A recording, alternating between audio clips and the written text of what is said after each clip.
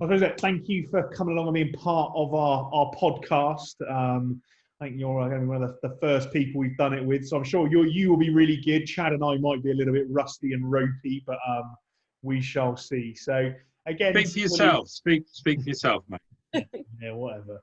So similarly to our TekCurious sessions, I think we're keen just to kind of be able to share some different content that's not us bleating on about recruitment, but to talk to some of the people we've got on our network for them to share some of their different ideas. And I know you did a TekCurious session for us just before lockdown. You did another one for us in lockdown, and they're always very well received. So I thought I'd ask the question for you to come along, which you agreed. So thank you. So George, for the people that have not, to you guys. Yeah, no, good. And for the people that have not seen you speak before in one of our events, you want to give us a bit of an overview of you and what you do and what you might want to talk about? Yep, sure. So my name's Sarah Morgan. I'm the founder of Lukiat Coaching. I founded at the beginning of this year after 25 years in a corporate career. I started off in tech operations and tech delivery, spent about 20 years doing that, and then the last 5 years in customer services and customer operations. And throughout that time, I've always been much more interested in people development, mentoring, coaching, than necessarily depth of business strategy. And as I got more senior, I realised I was getting further away from the people and spending more time in the boardroom, which really wasn't what I wanted to do. Hence, going solo at the beginning of this year and setting up my coaching business. My focus with the coaching is very much around helping people align with their passion, align with their purpose, and get out of their own way to just build great habits and to be productive and to be happy and really successful in the workplace, rather than fighting themselves or the wrong career, because that's what they believe that they're supposed to be doing. Setting up a new business during lockdown's been interesting. Learned lots, but yeah, no, it's been great, and thanks for inviting me to come and chat. So really open to a great conversation, but specifically around how we make great habits and how we get to the point where we're more productive.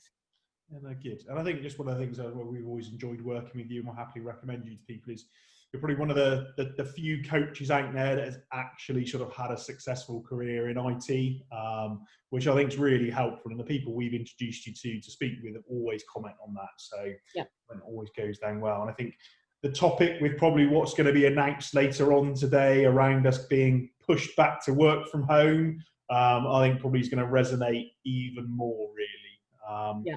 So I suppose if we just kind of delve into it. So, I mean, I think you're going to sort of talk about sort of habits and productivity, but sort of what's your reasoning behind that and sort of how do you deal with that, I guess?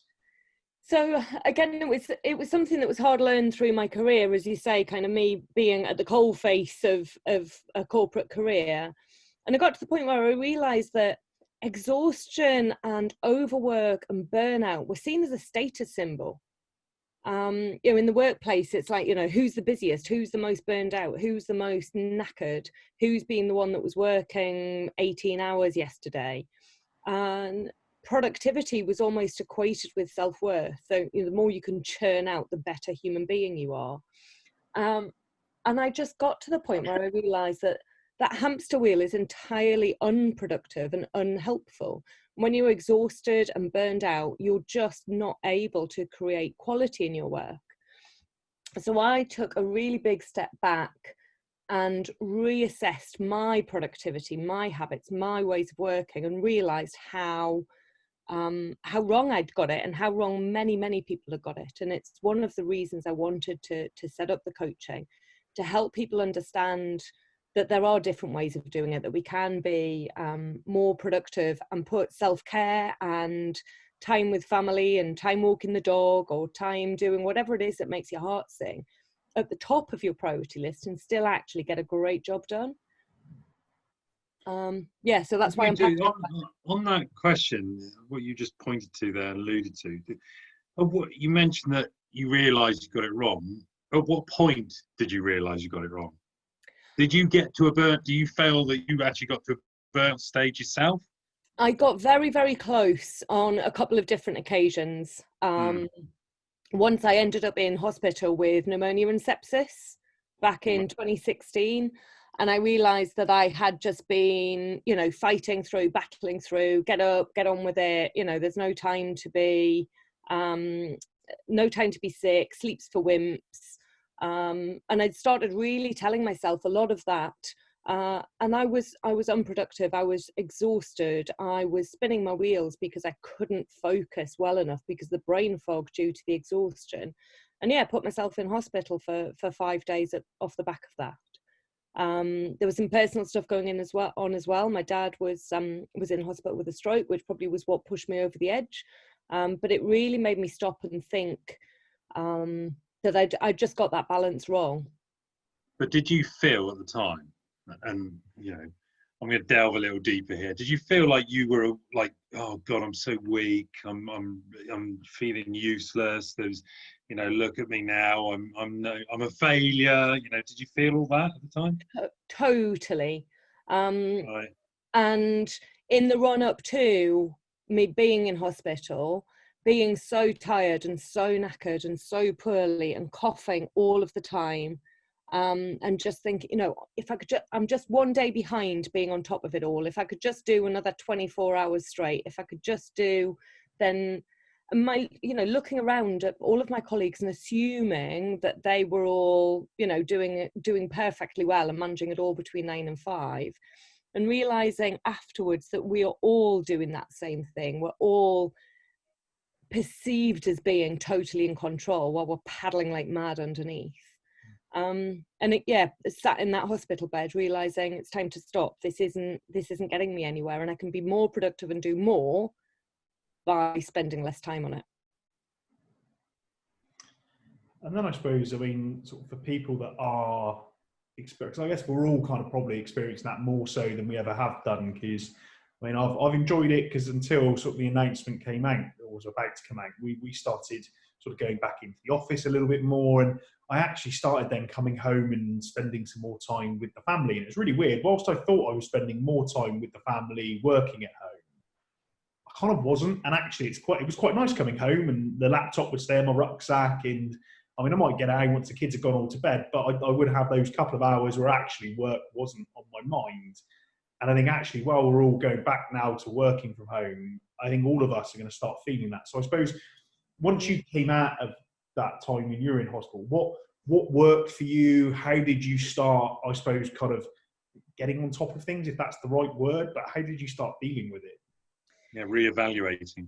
Yeah, so I think one of the key things is making sure that self-care is top of the list. It's such a cliche, but you can't pour from an empty cup. And the realization that if I went for a run at lunchtime, I got far more done in the afternoon than if I just worked through my lunch break. That if I stopped work at 6 o'clock and had quality time with the child, that the next morning when I picked up the laptop, I was again much more productive than had I worked till 11 o'clock at night. I wasn't having to redo work. The second thing, and you know me, I'm constantly talking about Stephen Covey, but he talks about really being focused on the stuff that's important, not the stuff that's urgent. And what I realized was that I was beholden to everybody else's crisis, that somebody else's piss poor planning isn't my fault. And just really focusing on working the majority of my tasks in the important but not urgent quadrant of my to-do list, and ignoring to a certain extent anything that's not urgent and or important. Just it's gone, it's not even going to get a look in. And holding others to account to make sure that they give people proper prior notice of meetings or deadlines or deliverables that were needed, and being really, really clear about my boundaries, that I'm not going to work till 11 o'clock at night because you didn't think to tell me this last week. Well, that makes sense.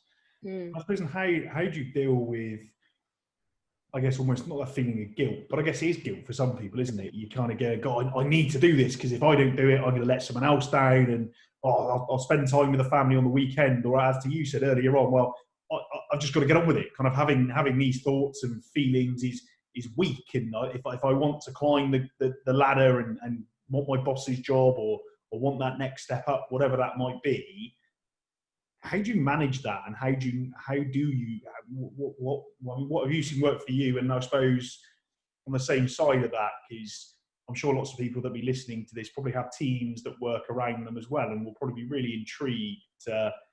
How do you help people on that journey as well? Sure. So what I would say, it's work in progress, and there are still days when, you know, I tie myself up in knots because I've not managed to get it all done, or because I feel like I've let somebody down. For me, it's about being really crystal clear on the outcome of each of the different tasks and each of the different things that are on my list. And then I spend a bit of time every evening just focusing on what I have achieved. I think it can be so easy when you've got 1,000 things on the to-do list and you're being pulled in every different direction, to look at the end of the day of all of the things that are still on your to-do list, rather than all of the outcomes that you have achieved. So it's almost a ritual for me now. At the end of the day, what have I done? Forget what I've not done yet. That's for tomorrow morning. What have I done, and what difference have I made in the world? And those two things together, just being really crystal clear on the outcomes and that gratitude, helps, for me at least, take the sting out of the but I've not done X, Y, Z yet.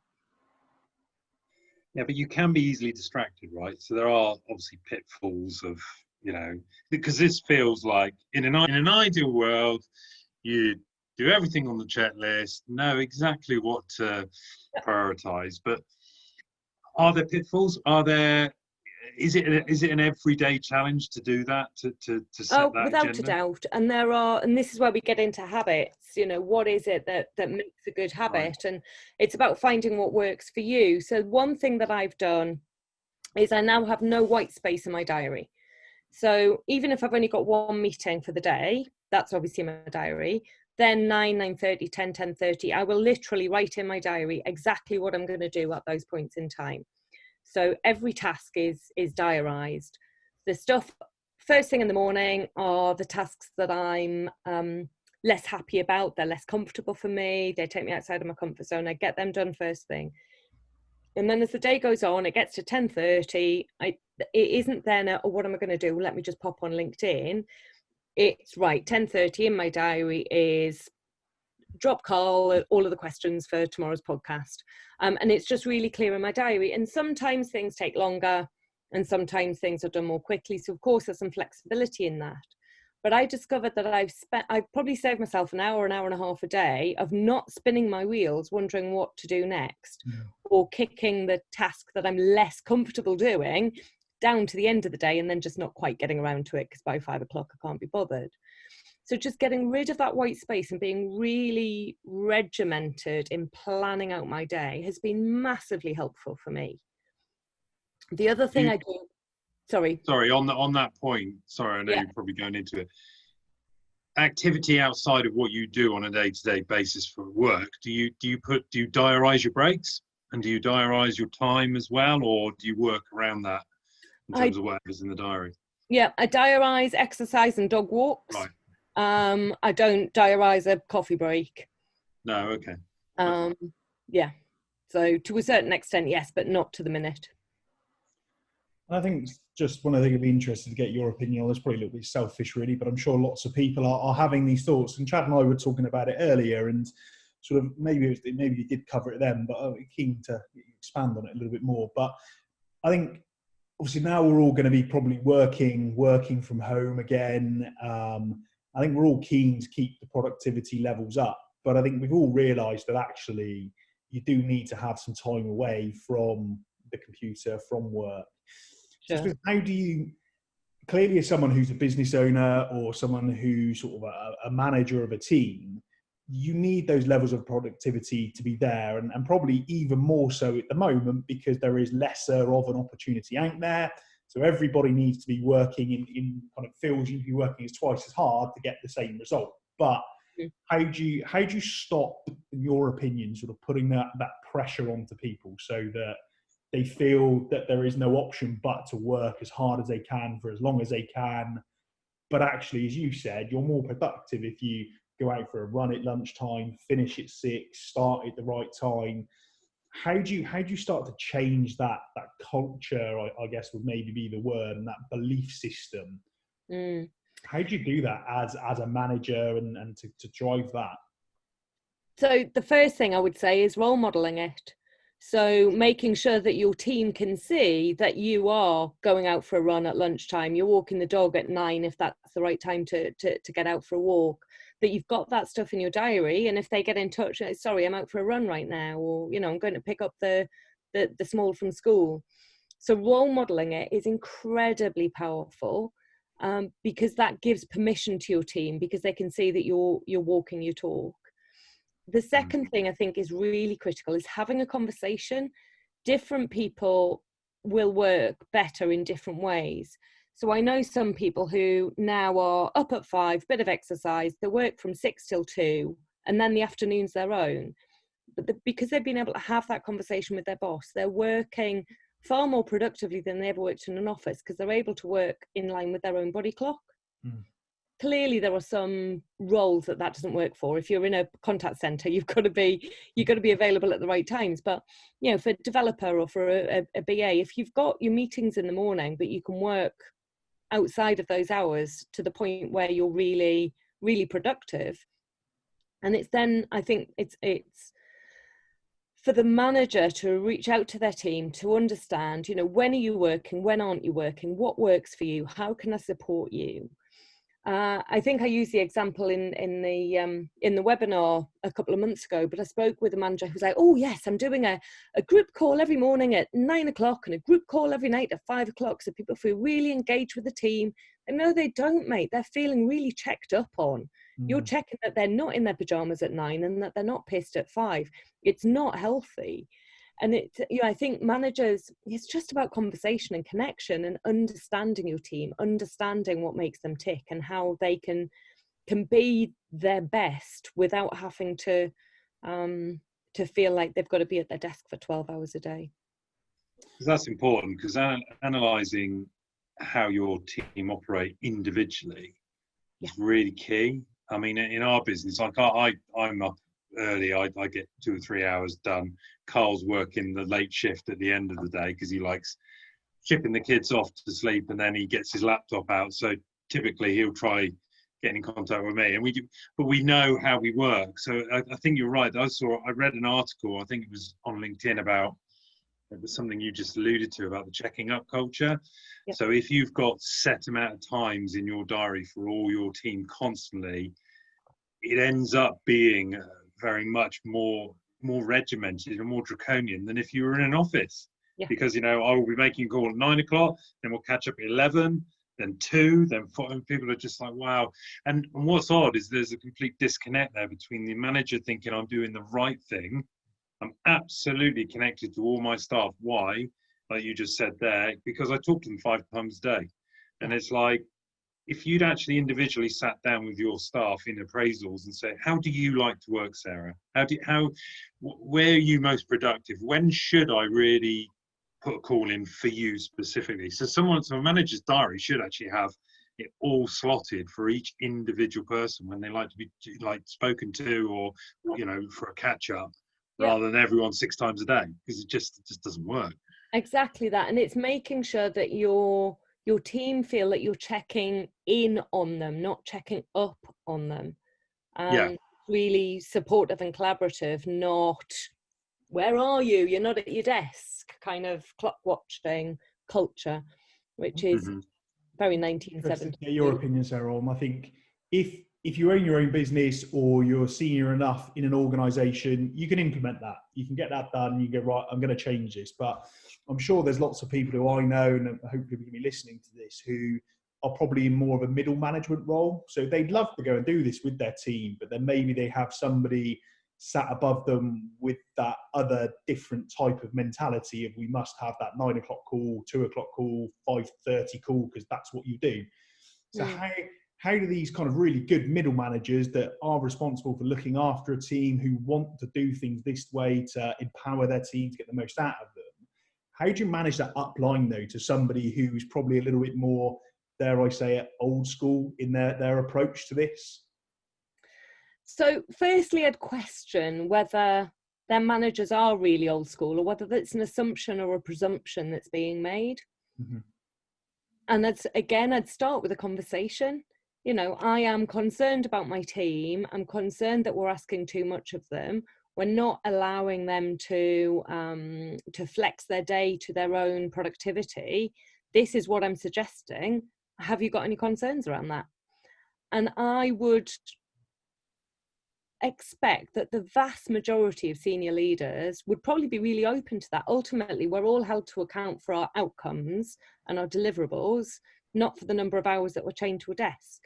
And I think if you can help to explain that to senior management, 99 times out of 100 they're going to get it. And for the ones that don't, and that's then trickier, that's then a broader conversation and working out how you can influence them indirectly. Are there other people within the business who are on the same page as you? Are there ways that you can evidence that your way is going to be more productive in the long run, and that you're going to reduce time out due to illness and mental health problems? You're going to reduce churn in your staff. You're going to be able to evidence some strong KPI measures that show and evidence why that way is a better way. Well, that sounds really good. And then I suppose, I think we've covered most things off, but I guess in terms of sort of where we are at the moment in the world with our lovely friend COVID, I guess what would your sort of top tips be for people just to take away, and some just real thoughts to take away with them, and things maybe just to work on?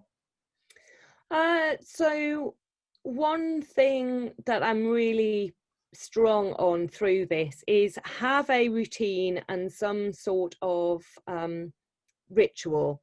So in the mornings, you know, whether it's literally that you just go for a quick walk around the block, or go up and down the stairs 57 times, or do something that is a replacement for your commute. You know, sit on a different chair with a podcast on, or do something that's a commute to work. And then you start your day and you get your work done. And at the end of the day, you do the same thing. You have a commute. You do something that really puts some space between your work life and your home life. And, you know, for some of us are lucky enough that we've got a spare room that can work as an office, so you can close the door. A lot of people haven't got that luxury, so they're working on the sofa or the dining room table. You've got to do something to close the day down and to really put that ritual in place. If you are aware that you've developed some bad habits, so, you know, every time a LinkedIn notification pops up on your phone, you're straight there, find a way of changing that habit as well. So rather than changing the whole thing, when you recognize that something's distracted you, you wouldn't ever do that in the office because you've got someone sat next to you going, hey, what you on Facebook for? When you're at home, you're more easily distracted. So recognize the trigger and change what's next. So you see the notification pop up, your reaction is to go and check out what's going on. Make yourself do something different. So look at your to-do list, what's next on your to-do list, and bring your focus back onto what it is that you need to do. And I think the final is control the controllables. Mm-hmm. It's really hard in the current climate not to worry about things that we've literally got no control over. I could spend the next week worrying about how am I going to get my work done if we end up in a lockdown and the schools are closed again? How am I going to manage that with the child at home? There's nothing I can do about that, and worrying about it now is just putting me through it twice. Mm-hmm. So instead I can focus on what I can control, which is today I've got space in my diary, I've got a clean and clear house, and I can crack on with getting some work done. So focusing on the things that you can control. You can't control what your senior manager thinks, but you can control how you interact with your staff. And really just trying not to focus or worry on the things that are outside of our control. There's an element here of having, whilst people might have managers, there is an element of you learning to manage yourself, I think. Absolutely. So some people may not, this is going to be slightly alien to people that come into work and are literally told what to do every day in that respect. It's now, whilst you've got a manager, your manager is not sat with you. you've got to learn and take away from you those habits and those ways of working, because nobody's going to kick you up the bottom to just go, right, now get on and do this, get on and do that. So you have to trust yourself really a little bit, don't you? Surely you have to. Yeah, absolutely. And it's interesting, I've seen that with people who've moved from customer service oriented roles into tech roles. Yeah. How that first month or two is a real steep learning curve, where they've gone from having the next call, the next ticket landing immediately, to suddenly having stuff they've got to get done this week. But what do you have to get done at 12:32? And it is that adjustment in how to do things. And there's a guy called David Allen, I think, who wrote a brilliant book called Getting Things Done, and there's a whole way of working called the GTD. And what he talks about is being incredibly specific in your tasks. So instead of saying, I don't know, like get software module X coded or test widget Y, being really, really specific. So each and every task is absolutely specific. So there's no sitting there wondering what it is to do next. And I think for people who are less used to that self-management, that can be really, really helpful. Literally writing out, rewrite the website. Okay, so what? This is what you need to do on page 1. This is what you need to do on these, and being really specific. So they've then just got the next task, the next task, the next task, and they don't have to have that moment of, where do I start? It's less overwhelming when you've just broken it down into very, very individual tasks. Might be worth putting up some links after this in terms of some good self-help books to point in people's directions. You mentioned a couple. Yeah, I absolutely can do that. That'd be really good. Is there anything else we've missed, Sarah? Anything else you want to add? So I think the only other pitfall when it comes to changing your habits and trying to be more productive is over-enthusiasm. That's kind of like that 1st of January, right, I'm going to change the world. I'm going to be this amazing person who does everything right. And we set the bar too high, we fail, and then we go, oh, well, we've screwed it up now, so fine, I'll just not bother. Change one thing at a time, iterate. It's something that the tech listeners will be very, very familiar with, but apply a bit of an agile mentality to this. Pick one thing, iterate, make it better, do a retrospective, see how you're going. Is it taking you in the right direction or not? Right, now do the next thing. Don't, and I think we're all prone to it. It's the new puppy, isn't it? It's I'm going to change everything. So I think the other thing to watch out for is, just one thing at a time, iterate, take it slowly. And the aggregation of the marginal gains that you're going to make will get you where you want to be far more quickly than trying to do it all in one fell swoop. I like that. I think there's some really good things you shared, Sarah. Definitely, I'm going to take away from this, if nothing else. So I've really enjoyed it. Thank you. Good. No problem at all. You got anything else to add, Chad? No, just thank you very much. I just think it's not technical, this, is it? It's not sort of like highbrow kind of, oh God, how do I work that out? That's what Sarah's saying is really complicated. It's not complicated. It's habitual, and it's a process that, you've mentioned customer service people right the way up to CIOs, CTOs. At the end of the day, we're all human beings, and we all more or less operate in the same sort of way, and we are habitual. We're addictive in nature, and we like to change things. And we also, it's like people going to the gym in January, isn't it? Yeah, I'm going to go to the gym, and then they find that it trails off at the end of January. You'll know about this, Carl. But